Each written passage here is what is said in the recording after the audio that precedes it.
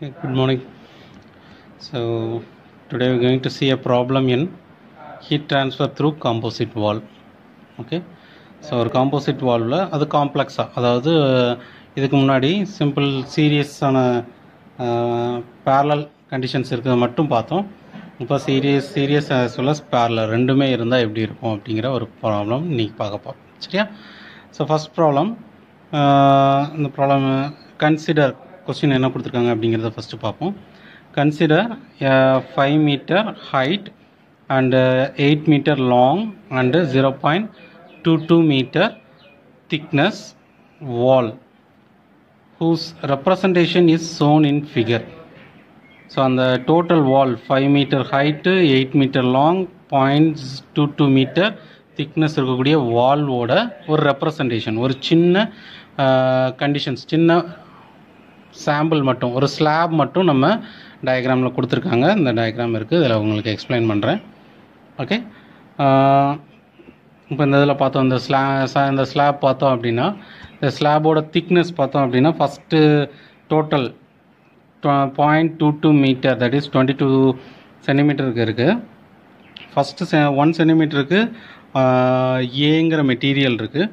த next 5 centimetre பார்த்தோம் அப்படின்னா, பேரலாக பார்த்தோம் அப்படின்னா சி, பி, எகெயின் சி இருக்கிற மாதிரி 3 மெட்டீரியல்.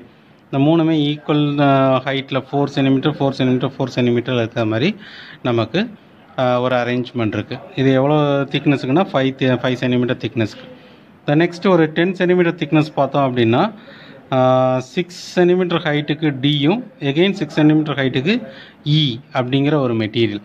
இதெல்லாம் என்ன மெட்டீரியல்னு ஸ்பெசிஃபை பண்ணலை, just we name it as alphabetical letter A, B, C, D and E, F. Okay. Then last 6 சென்டிமீட்டருக்கு வந்து F அப்படிங்கிற மெட்டீரியல். ஓகே. இந்த மாதிரி ஒரு ஸ்லாப். இப்போ இந்த ஸ்லாப் வந்து இதோட டோட்டல் ஹைட் அண்ட் லென்த்துக்கு எடுக்கலை, ஒரு சின்ன slab material 1 metre out of 5 metre height and 8 metre லாங்குக்கு நம்ம 100 சென்டிமீட்டர், தட் இஸ் 1 மீட்டருக்கு வித் எடுத்துக்கிறோம். ஹைட்டு பார்த்தோம் அப்படின்னா 6 + 6 12 சென்டிமீட்டர் ஹைட்டு மட்டும் எடுத்துக்கிறோம். அவுட் ஆஃப் 5 மீட்டர் ஹைட்டுக்கு 12 சென்டிமீட்டர் ஹைட்டு மட்டும் எடுத்துக்கிறோம். தென் வித் அந்த லாங் 8 மீட்டர் லென்த்துக்கு ஒரே ஒரு 1 மீட்டர் லென்த்து மட்டும் நம்ம இங்கே எடுத்துக்கிறோம். சரியா? ஸோ இந்த ஸ்லாப் மெட்டீரியலுக்கான ஹீட் ட்ரான்ஸ்ஃபர் ரேட் கண்டுபிடிச்சிட்டு இதை வச்சு ஓவரால் அந்த 5 metre height and 8 metre long இந்த ஓவரால் ஏரியாவுக்கு எவ்வளோ இருக்குது அப்படி ஹீட் ட்ரான்ஸ்ஃபர் ஆகுதுங்கிறத நம்ம இதில் பார்க்க போகிறோம். சரியா? ஸோ ஒவ்வொரு மெட்டீரியலுக்கான தெர்மல் கண்டக்டிவிட்டி கொடுத்துட்டாங்க. இந்த thermal conductivity of various material used are K A, that is first material ஏங்கிற மெட்டீரியல் ஆஸ் வெல் அஸ் எஃப்ங்கிற மெட்டீரியல். ரெண்டு மெட்டீரியலும் சேம் மெட்டீரியல் தான், அதோட கே வேல்யூ வந்து சேமாக இருக்குது. That is thermal conductivity 2 Wm/Kelvin இருக்குது. சரியா? தென் பி மெட்டீரியல், இதோட பியோட தெர்மல் கண்டக்டிவிட்டி வந்து 8 Wm/Kelvin. தென் சியோட தெர்மல் கண்டக்டிவிட்டி வந்து 20 Wm/Kelvin. தென் டியோட இது வந்து 15, இயோட thermal conductivity 35. Finally F already நம்ம பார்த்துட்டோம் 2 Wm/Kelvin. ஓகே. ஸோ ஒவ்வொரு மெட்டீரியலோட தெர்மல் கண்டக்டிவிட்டி கே வேல்யூ கொஸ்டினில் கொடுத்துருக்காங்க. தென் left side, left surface of the wall is maintained at left surface. இந்த left side வந்து இந்த வாலோட டோட்டல் வால்வையும் அதோட டெம்பரேச்சர் வந்து ஃபிக்ஸட், அதாவது கான்ஸ்டண்ட்டாக மெயின்டைன் பண்ணுறோம். எவ்வளவு அப்படின்னா 300 degree Celsius. Okay. 300 degree Celsius அதான் இங்கே கொடுத்துருக்கோம். T1 வந்து 300 டிகிரி செல்சியஸ் அப்படின்னு மென்ஷன் பண்ணியிருக்கோம். Okay. Then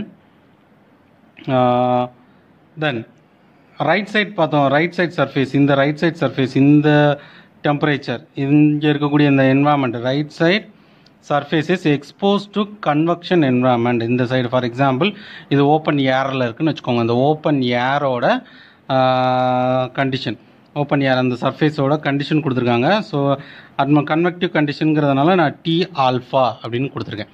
T alpha which is equal to 50 degree Celsius. Then அதோட இது கொடுத்துருக்காங்க, conductive heat transfer coefficient value கொடுத்துருக்காங்க. H alpha is equal to 20 Watt per metre square kelvin. So ஹச்சுக்கு வந்து watt per metre ஸ்கொயர்னு சொல்லுவோம், கேக்கு watt per metre kelvin. Okay, சரி. இது வந்து கொஸ்டின் கிவன் கண்டிஷன். கொஸ்டினில் என்னெல்லாம் கேட்டிருக்காங்க அப்படின்னு பார்த்தோம் அப்படின்னா, first one dimensional heat transfer rate through the wall, complete wall, அதாவது 5 மீட்டர் ஹைட் 8 மீட்டர் லாங் இருக்கக்கூடிய அந்த டோட்டல் வால்க்கான ஹீட் ட்ரான்ஸ்ஃபர் ரேட் என்ன அப்படின்னு கேட்டிருக்காங்க. Then temperature at the point where section BDE meet.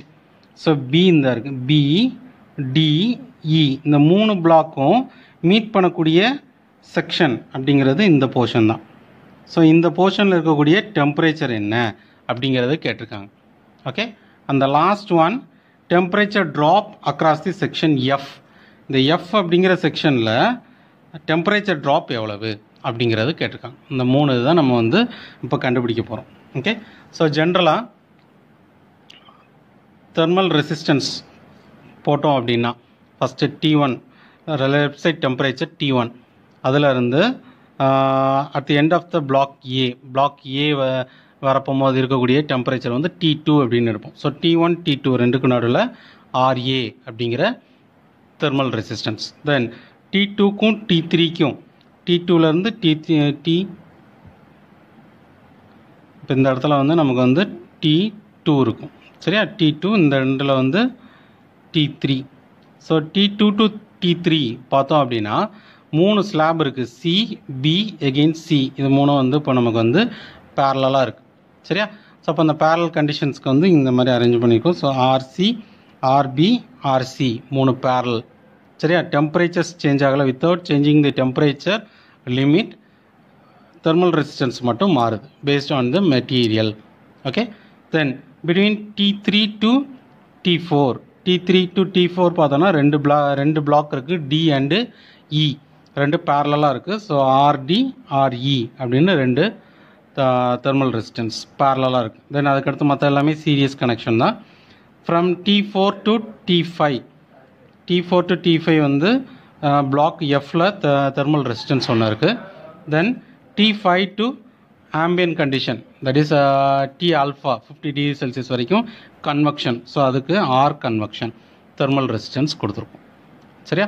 So இது வந்து கொடுத்துருக்க given condition. Next, so parameters என்னென்னலாம் இருக்குது அப்படிங்கிறத சொல்லிட்டோம். ஸோ வால்வோட total wall area, okay. So total wall area அப்படின்னு பார்த்தோம் அப்படின்னா 528, ஸோ 40 மீட்டர் ஸ்கொயர். தென் ஒவ்வொரு material A B C D E F ஒவ்வொரு மெட்டீரியலோட தெர்மல் கண்டக்டிவிட்டி என்ன அப்படிங்கிறது எழுதிடும். தென் திக்னஸ், ஒவ்வொரு இதோட திக்னஸ் கொடுத்துட்டாங்க. ஏ பிளாக் சிங்கிள் பிளாக் தான், அதோட thickness 1 centimetre, so 0.01 metre. BC ரெண்டுமே வந்து சிமிலர் மெட்டீரியல் தான், சிமிலர் சைஸ், அதனால் 5 சென்டிமீட்டருங்கும் 0.05 mm. Then D and E ரெண்டும் சிமிலர் சைஸ் தான், similar thickness, so 10 centimetre 0.1 metre. Then F தனியாக இருக்குது, single block, so 6 centimetre 0.06 metre. Okay, then height, ஒவ்வொரு மெட்டீரியலோட ஹைட், ஒவ்வொரு பிளாக்கோட ஹைட்ஸ் தனித்தனியாக கொடுத்துருக்காங்க. ஏ அண்டு எஃப் இது வந்து டோட்டல் பிளாக்கோட ஹைட்டு, சரியா? அது கடைசி சொல்கிறேன். ஸோ பி பிளாக் பார்த்தா 4 சென்டிமீட்டர் ஹைட் இருக்குது, ஸோ 0.04 மீட்டர். டிஇ ரெண்டுமே, அதாவது பி சரி சி ரெண்டுமே ஹைட் காமன் தான், சிமிலர் சைஸ் தான், so 4 centimetre 0.04 centimetre. Then D E ரெண்டும் similar size 6 centimetre 0.06 metre. Then A and F இது ரெண்டும் வந்து டோட்டல். ஓகே, ஸோ ஹச்சை தான் வந்து என்ன சொல்லியிருக்கேன், ஏயோட ஹைட்டு எஃபோட ஹைட்டு ரெண்டோட ஹைட்டு வந்து ஹச் அப்படின்னு வச்சுருக்கோம். So H is equal to B plus 2HC அப்படின்னு சொல்லலாம். அதாவது இந்த பிளாக்கை பொறுத்த வரைக்கும் இந்த பிளாக்கில் வச்சு பார்த்தோம் அப்படின்னா ஒரு பி இருக்குது, 2 சி இருக்குது. So height of block B plus 2 into height of block C, that will gives the total height of block A or block F. Okay, so அதுதான் இங்கே வந்து சொல்லியிருக்கு. So total block height H is equal to B, height of block B plus 2 into height of block C will gives 4 plus 2 into 4, that is 12 centimeter 0.12 meter. Okay, then width வந்து 1 meter கொடுத்துருக்காங்க. இது எல்லாமே வந்து representative, இந்த datas எல்லாமே representative black. சரியா, representative valve size. Okay, total valve size இல்லை, representative ஒரு சின்ன பிளாக் மட்டும் எடுத்து பார்த்துக்கிட்டு இருக்கிறோம். Okay, so T1 T alpha கொடுத்தாச்சு, ஹச் வேல்யூ கொடுத்தாச்சு. இப்போ வந்து ஒவ்வொரு பிளாக்கோட ஏரியா மட்டும் கால்குலேட் பண்ணுறோம். ஸோ ஃபஸ்ட்டு ஏயோட ஏரியா அதே ஏரியா தான் எஃப்க்கு இருக்கும். சரியா, ஸோ வித்துன்ட்டு டோட்டல் ஹைட்டு, வித்து வந்து 1 மீட்டர் எல்லாத்துக்குமே காமன் தான், ஹைட் மட்டும்தான் ஒவ்வொரு பிளாக்குக்கும் வேரி ஆகும். ஸோ ஏ as well as எஃப் ரெண்டுக்குமே ஹைட் வந்து சேம் ஹைட்டு தான், total height 12 centimetre. So 1 × 0.12 that is 0.12 metre square. இது வந்து ஏக்கும் எஃப் ரெண்டோட ஹைட்டு, sorry area. Okay, then block பிக்கும் சியும் ஒரே similar size AB which is equal to AC. So with into HB போட்டோம் அப்படின்னா 1 × 0.04 மீட்டர் போட்டோம் அப்படின்னா 0.04 மீட்டர் ஸ்கொயர். இது வந்து பி அண்டு சியோட ஏரியா.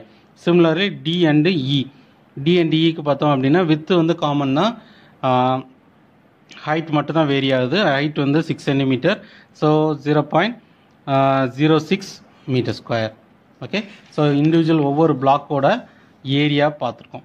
ஓகே, இப்போது ஒவ்வொரு பிளாக்கோட தெர்மல் ரெசிஸ்டன்ஸ் கண்டுபிடிச்சோம் அப்படின்னா அதை சம்மேஷன் பண்ணோன்னா டோட்டல் தெர்மல் ரெசிஸ்டன்ஸ் கண்டுபிடிச்சிடலாம். இப்போது பிளாக் ஏ இப்போ எல்லாமே மோஸ்ட்லி பார்த்தோம் அப்படின்னா கண்டக்ஷன் தான் இருக்குது, லாஸ்ட் எலமெண்ட் மட்டும் தான் கன்வெக்ஷன்.